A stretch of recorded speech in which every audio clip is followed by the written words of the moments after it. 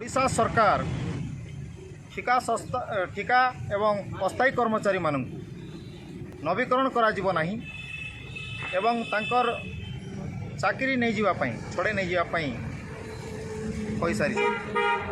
अति दुखर विषय ओडिशार एवं आम नुआपड़ा जिल्लार अनेक युवा युवती विभिन्न ऑफिस विभाग रे ठिका भाव में अस्थायी भाव में नियुक्ति पाई।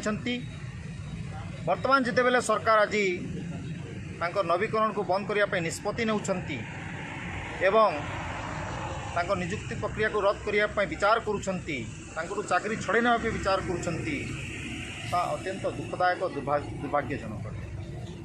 आज शताधिक परिवार बर्बाद होगा पर अछंती, भोक उपास मरिबा उपर अछंती। गरीब पिला छुआ माने जो माने ठिका माध्यम रे अस्थायी माध्यम रे चाकरी खंडे खंडे पाइतिले सरकार तांकू एजेंसी माध्यम रे हो कि तांकर विभिन्न विभाग माध्यम रे चाकरी खंडे देइतिले, किंतु दुखर विषय तांकर परिवार मानक मारिया पई आज योजना करिकी एभली निष्पत्ति नैछंती। हजार संख्यार पिला आम नुआपड़ा जिला सहित बलांगीर कलाहांडी अभिव्यक्त कोरापुट एवं विभिन्न अंचल सारा ओडिशार पिला माने किए बीएड करिछि, सीटी करिछि, किए अन्य डिग्री करिछि, से मानक आज जाए चाकरी दे पारे ना।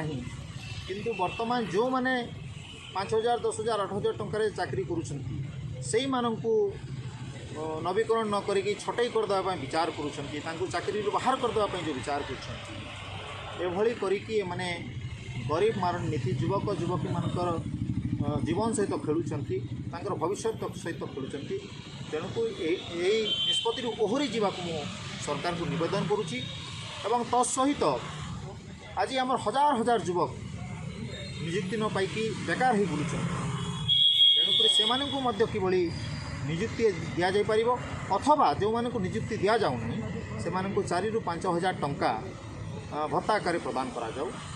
आउ जदि एभली निष्पत्ति सरकार नौथिबे छटई करने से चाकरी बाहर करदेवाई ताले यहाँ बुमरांग हम एवं आसंता दिन निश्चित भाव में युव समाज प्रति जागृत हम एवं ओडिशा सरकार विरोध में आवाज कर।